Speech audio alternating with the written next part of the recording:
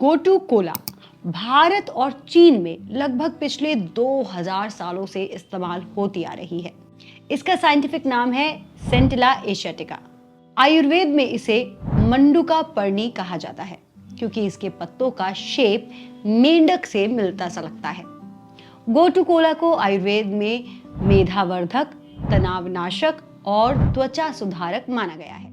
ये दिमाग को शांत रखती है, फोकस और मेमोरी को बढ़ाती है, स्किन हेल्थ को इम्प्रूव करती है और वेन्स को मजबूत बनाती है।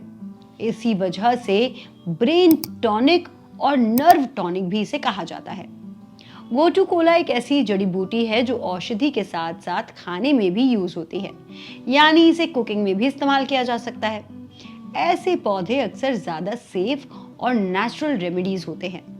इन्हें लेने के कई आसान तरीके होते हैं। इसे सूप, सब्जी या वेजिटेबल जूस में मिलाकर भी इस्तेमाल कर सकते हैं। गोटू कोला में पाए जाने वाले ट्राइटरपेनॉइड्स त्वचा की सेहत पर पॉजिटिव असर डालते हैं। यहाँ एक आपको जरूरी बात बताना चाहेंगे।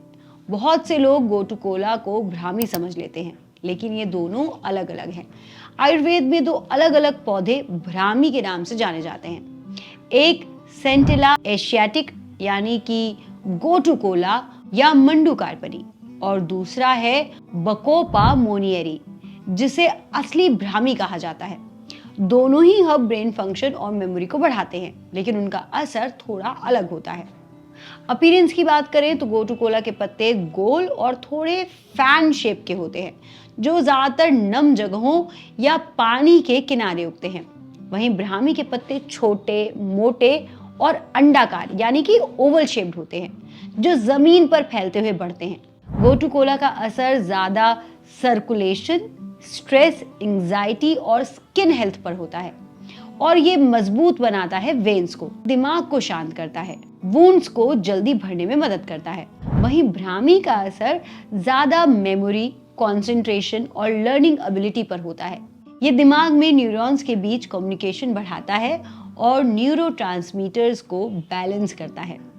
ब्राह्मी को अक्सर मेमोरी बूस्टर हर्ब कहा जाता है। अब आते हैं इसके इस्तेमाल पर।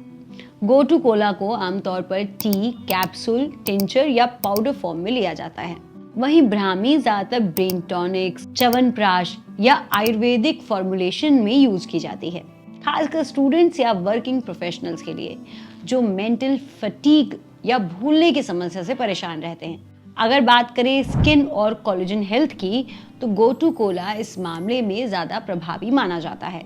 इसका कारण है कि गोटू कोला में पाए जाते हैं ट्राइटरपेनॉइड्स जो कोलेजन सिंथेसिस बढ़ाने में मदद करने के लिए साइंटिफिकली प्रूवन है।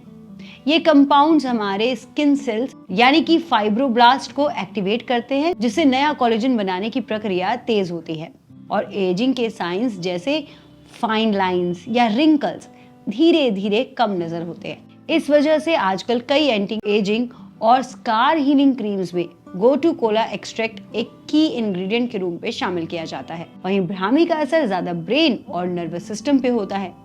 ब्राह्मी स्ट्रेस और एंजाइटी को कम करके इनडायरेक्टली स्किन हेल्थ को इम्प्रूव करती है, लेकिन इसमें वो डायरेक्ट कोलेजन स्टिमुलेशन प्रॉपर्टीज नहीं पाई जाती जो गोटू कोला में पाई जाती हैं। गोटू कोला के कंपाउंड्स एंटीऑक्सीडेंट की तरह काम करते हैं और शरीर की नेचुरल हीलिंग प्रोसेस को सपोर्ट करते हैं, जिससे ऑक्सीडेटिव डैमेज कम होता है और त्वचा जल्दी रिपेयर होती है। गोटू कोला आपकी स्किन को अंदर से रीजनरेट करने और नई स्किन टिश्यूज बनाने में मदद करता है। इसीलिए अगर आपका मेन गोल है स्किन टाइटिंग, स्ट्रेच मार्क्स रिडक्शन और एंटी एजिंग, तो गोटू कोला आपके लिए ज्यादा सुटेबल हर्ब है।